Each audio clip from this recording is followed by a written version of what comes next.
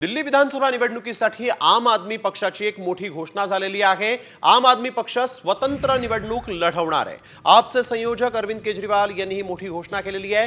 पुढील 2 महिन्यात दिल्ली विधानसभेच्या निवडणुका होणार आहेत। एकीकडे देशात आप इंडिया आघाडीचा घटक पक्ष असताना दिल्लीत मात्र आपनं स्वबळाचा नारा दिलेला आहे। एकीकडे महाराष्ट्रामध्ये आपण बघतोय की या ठिकाणी कशा पद्धतीने पराभवाला सामोरं जावं लागलेलं आहे महाविकास आघाडीला, आणि त्यानंतर आता दिल्लीत आपनं स्वबळाचा नारा दिलेला आहे।